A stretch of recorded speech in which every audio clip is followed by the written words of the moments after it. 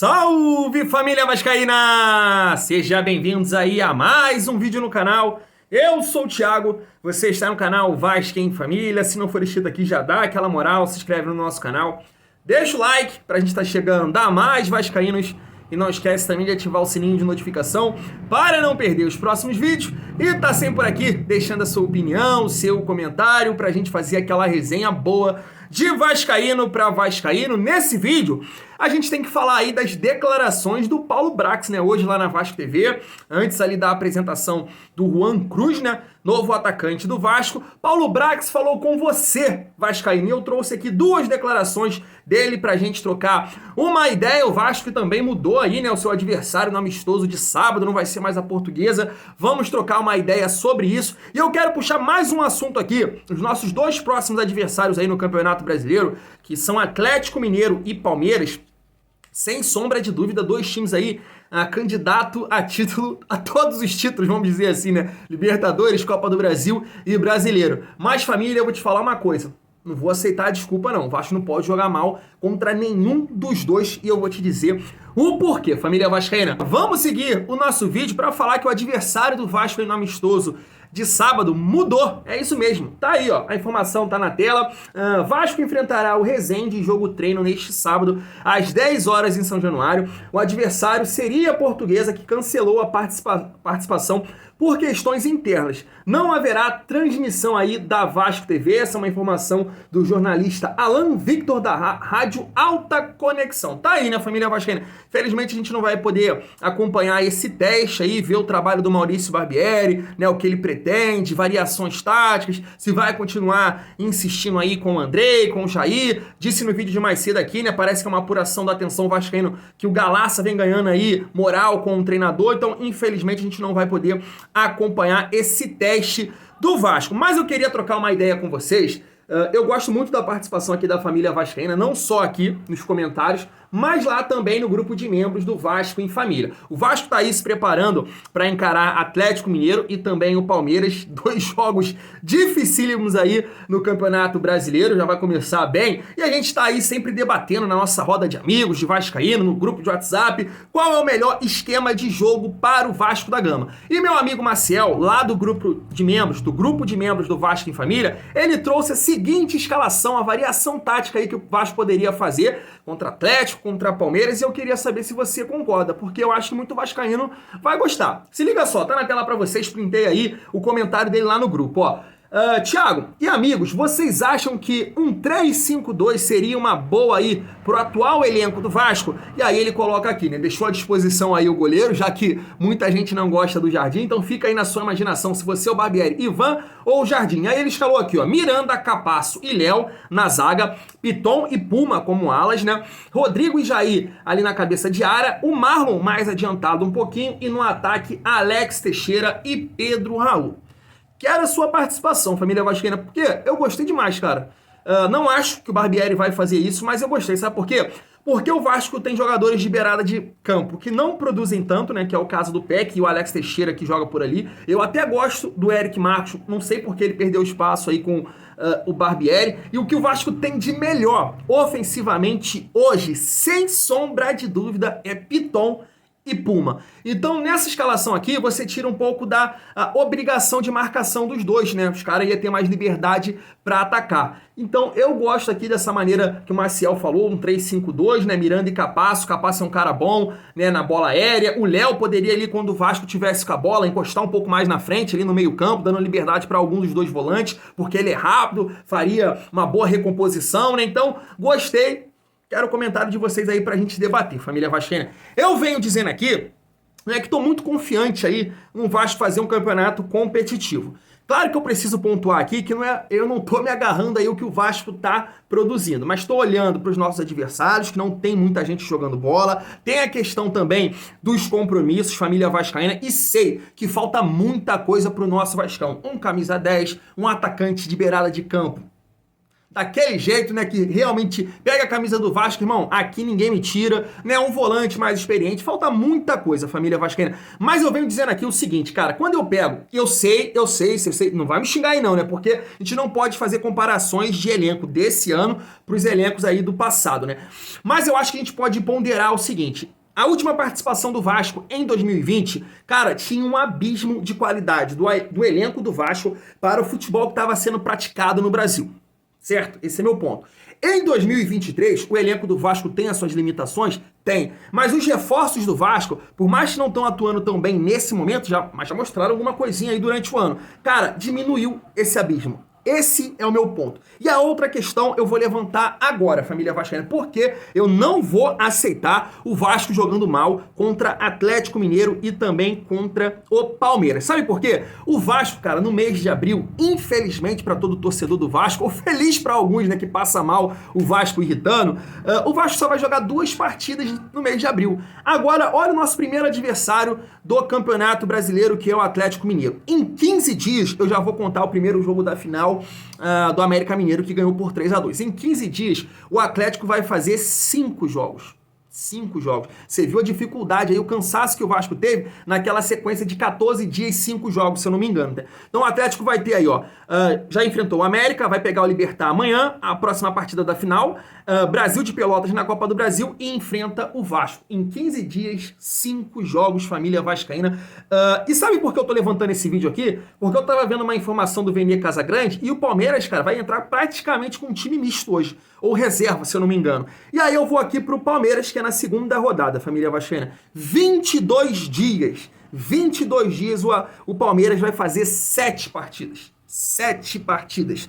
Né? Enfrentou o Água Santa, pegar o Bolívar hoje, né? O Água Santa na próxima decisão, Tombense, Cuiabá, Cerro Porteño e depois o nosso Vascão. Ou seja, família vascaína, não tem como jogadores, Maurício, Barbieri, darem desculpa. O Vasco tem que, irmão, mas jogar com aquela intensidade, não deixando eles respirarem. Eu sei que aqui muitos de vocês podem pontuar que os dois têm elenco. Família vascaína, é difícil. Eu acho que eles têm boas peças, mas é difícil você manter o mesmo nível do time profissional. Muito complicado, né? Por exemplo, o ataque hoje, que vai ser, né, do Palmeiras, que é o Arthur, Dudu, o Rony, o Veiga, pô, vai ter ali um Breno Lopes, um Flaco Lopes, o que eu quero dizer? Cara, eles vão manter ali um nível de competitividade, mas a qualidade vai abaixar e é onde a gente pode aproveitar essas duas situações. Família vascaína trouxe esse ponto aqui para debate, quero saber a sua opinião. Pra gente finalizar o nosso vídeo, a gente vai trazer aí a declaração hoje, né? A entrevista do Paulo Brax, hoje lá na Vasco TV, antes da apresentação do atacante Juan Cruz, né, que veio aí para fazer sombra pro Pedro Raul, família vascaína. Eu vou trazer aqui a primeira declaração, ele falando das contratações, da montagem do elenco, os reforços que na gestão dele o Vasco contratou para essa temporada. Se liga só. Estamos falando de 3 meses de janela de registro aqui no Brasil. E em 90 dias de janela, o Vasco realizou 14 contratações. Não quiser contar o Andrei como uma contratação, pela saída e pela entrada, vamos falar de 13. E uma conta simples de 90 dividido por 14 ou 13, nós vamos encontrar menos de 7. O que significa dizer que o Vasco contratou um jogador por semana, um reforço por semana na janela de contratações.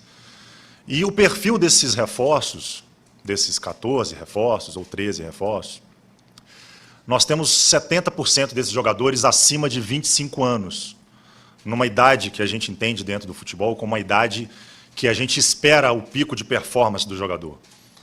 O que também significa que abaixo dos 25 anos ou dos 24 anos, a gente tem um processo de adaptação do jogador ao profissional, ao futebol profissional, um processo ainda de maturação física, mas um processo de adaptação ao profissional. E a gente contratou 4 jogadores nesse perfil, abaixo de 24 anos. A maioria dos nossos jogadores, então, dentro da nossa janela, acima de 25 até 29. Hoje o elenco do Vasco não tem mais do que 2 jogadores, 3 jogadores, um com contrato encerrando em abril, acima de 30 anos de idade. Um elenco novo.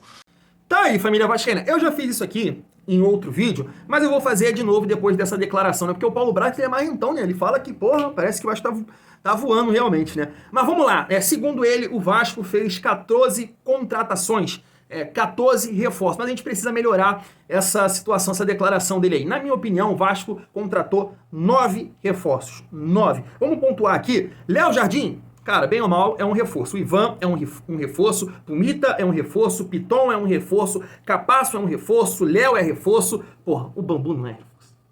O Deluca não é reforço. Jair é reforço, o Andrei é um bônus, né? Vamos dizer assim, não dá pra dizer que o Andrei é reforço, daqui a pouco o cara vai embora, ainda não tá jogando nada, vamos dizer assim, né? Orediano, reforço, Pedro Raul, reforço, o Juan não é reforço. Paulo Henrique não é reforço. Então a gente pode pontuar isso aí, né? 9 reforços, 4 apostas e o Andrei, que eu vou dizer que é um bônus. É isso, família vascaína.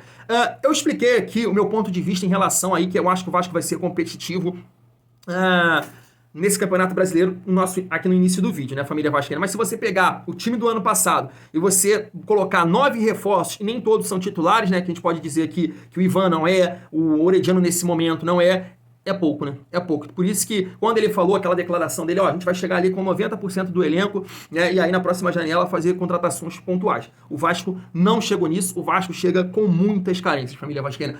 Agora eu vou trazer aqui mais uma declaração, que é ele falando 2 jogadores da base, né, para o desenvolvimento desses atletas é fundamental, e também falando que o elenco não está fechado. Dia 20 ainda pode surgir aí uma outra peça, um outro reforço. Vamos lá. Hoje, vigora no Vasco um projeto do grupo, um projeto da 777, um projeto do Vasco.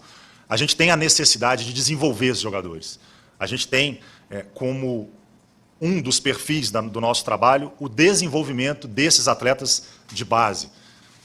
É o desenvolvimento de um Paulinho, de um Lincoln, de um Riquelme, de um Barros, de um Rodrigo, do Galarza, do Marlon, do próprio Andrei, do Peck, do Figueiredo, do Eric Marcos, do Egnaldo, do Rayan, do Matheus Ferreira, do Felipe. São atletas que a gente vai trabalhar muito para desenvolver, porque é o futuro do Vasco. É o presente e é o futuro do Vasco.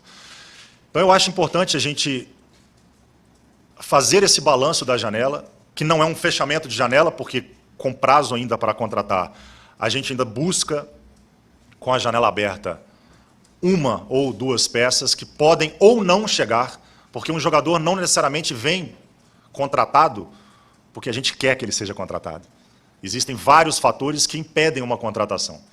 Então o elenco não está fechado, mas todos os jogadores que vieram para o Vasco vieram com a convicção nossa de serem jogadores aptos para jogar no Vasco, para auxiliar o Vasco nesse novo processo, nessa construção de elenco, não é uma reconstrução, mas é uma construção de elenco, e para ajudar a desenvolver os jogadores de base. Então esse é o nosso elenco hoje do Vasco, esse é o nosso perfil, esse é o nosso balanço do que a gente fez desde o dia 10 de janeiro. Tá aí, família. É interessante a gente frisar aqui muito bem a declaração ali do Paulo Brax em relação aos jogadores da base, né? Ele fala que esses jogadores que chegaram, né, os reforços, vão ajudar a desenvolver esses jovens talentos, né, família vascaína? E, Paulo, precisa de mais, irmão. Sei que a galera te chama de tartaruga, Brax, precisa de mais, irmão, precisa de mais jogador mais pesado, jogador de mais qualidade, um 10 para ajudar aí esses jovens jogadores. Sem sombra de dúvida, ainda bem que vocês têm nessa consciência. Para desenvolver os crias do Vasco, tem que qualificar muito mais esse elenco aí, família vascaína. E ele sabe disso, espero que eles façam isso aí no dia 3 de julho. Em relação aí à questão dos reforços, cara, eu não me animo nada. Sabe por quê? Não vai chegar, cara, não vai chegar. E se chegar, não vai ser aquele jogador que a gente vai falar, porra, vai ajudar. Essas condições aí que eles estão colocando, de não ter ali de não ter um alto investimento, aí depende da avaliação técnica, da questão de oportunidade de mercado. Irmão, eu não tô esperando mais ninguém, vai ser com esse elenco aí que a gente tem. O que a gente espera é que o Barbieri possa fazer os ajustes, o Vasco voltar ali a boas atuações. A gente sabe que tem um problema muito grande quando a gente precisa propor o jogo, e a gente tem 6 jogos em casa, até abrir a janela no dia 3 de julho, mas a gente espera que a gente possa fazer grandes atuações, corrigindo os erros contra times que vão atacar, que vão dar espaços pro Vasco. Essa é minha esperança, família vascaína. Eu vou ficando por aqui. Se você gostou do vídeo, dá aquela moral, senta o dedo no like, se inscreve no canal. É nóis. Muito bom ser Vasco.